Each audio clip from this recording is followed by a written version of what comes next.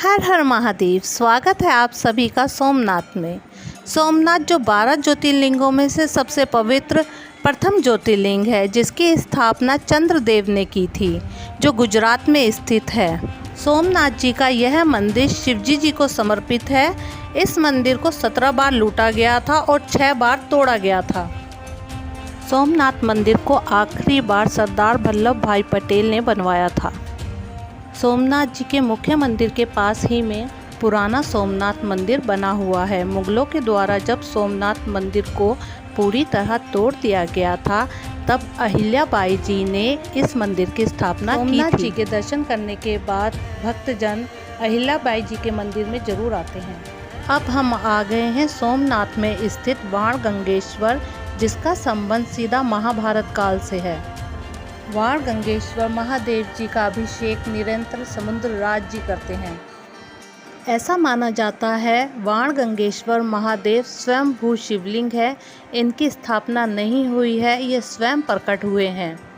इनका नाम वाणगंगेश्वर क्यों है, इसके पीछे महाभारत काल की एक कथा जुड़ी हुई है, जिसे मैं अभी आपको बताती हूँ। वाणगंगा अरब सागर में एक तीर्थ है। यह वह स्थान है जहाँ शिकारी जरा ने शिकार पर जाने से पहले स्नान किया था और भगवान शिव की पूजा की थी। इसी स्थान से शिकारी ने कृष्ण जी के पैर पर तीर मारा था। सोमनाथ मंदिर से लगभग 5 किलोमीटर दूरी वेरावल में स्थित भालका तीर्थ के बारे में मान्यता है कि इस स्थान पर भगवान श्री कृष्ण विश्राम करने के लिए आए थे। मंदिर प्रासर में स्थित पीपल के वृक्ष के नीचे ही वह ध्यान मुद्रा में लेटे हुए थे। उनकी इस मुद्रा में उनका बायां पैर सामने की तरफ था। श्री कृष्ण के पैर के तलवे में बना पद्म का निशान ऐसे चमक रहा था मानो किसी हिरण की आंख हो। इसे देखकर जरा नाम का एक बहिलिया भ्रम में आ गया और उसने हिरण का शिकार करने के लिए वाण चला दिया। बहिलिया का विषभूज वाण श्री कृष्ण के तलवे को भेद गया। जरा जब नज़दीक आया तब उसके भय का ठिकाना ही नहीं था। जैसे ही वह हिरण की आंख समझ रहा था, वह भगवान श्री कृष्ण के पैर था। गलीन में जरा भगवान के सामने हाथ जोड़कर बैठ गया और वह श्री कृष्ण से क्षमा मांगने लगा, लेकिन भगवान ने उसे समझाया कि यही नीति है। भगवान श्री कृष्ण ने जरा को कहा कि अब उनके इस धरती से प्रस्थान करने का समय आ गया है। वह इसका मात्र एक ही कारण है। यह सत्य भी था, क्योंकि जो श्री कृष्ण संपूर्ण सृष्टि के स्वामी है, उनकी इच्छा के बिना भला क्या संभव है।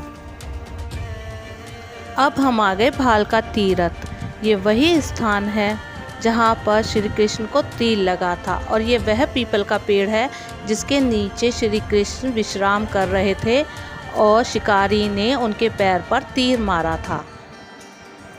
और साथ ही शिकारी की भी मूर्ति है क्षमा याचना करते हुए। वाण लगने से लहूलुहान हुए भगवान श्री कृष्ण भालका तीर्थ से थोड़ी दूर स्थित हिरण नदी पहुँचे, जो कि सोमनाथ से मात्र 1.5 किलोमीटर की दूरी पर बहती है।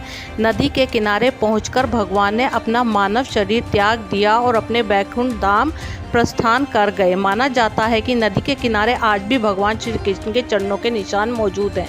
इस स्थान को देहोत्सर्ग तीर्थ के नाम से भी जाना जाता है। यह वो चरण पद चिन्ह और ये हिरण नदी श्री कृष्ण के निश्चर देह का अग्नि संस्कार समुद्र के त्रिवेणी संगम, जहाँ 3 नदियाँ हिरण, कपिला और सरस्वती का महासंगम होता है, वहाँ पर हुआ। यही स्थान त्रिवेणी संगम है। यह घटना द्वापर युग के अंत का भी प्रतीक मानी जाती है। भालका तीर्थ का वर्णन महाभारत, महापुराण, विष्णु पुराण और अन्य हिंदू धर्म ग्रंथों में है। मंदिर में वह पीपल भी है जिसके नीचे अंतिम समय में भगवान श्री कृष्ण ने विश्राम किया था। सदैव हरा भरा रहने वाला पीपल का यह वृक्ष श्रद्धालुओं में उतना ही पूज्य है जितना कि मंदिर में विराजमान मूर्ति। आपको मेरी वीडियो अच्छी लगती है तो वीडियो को लाइक करें, चैनल को सब्सक्राइब करें और बेल आइकन वाला बटन प्रेस करना ना भूलें। Thank you.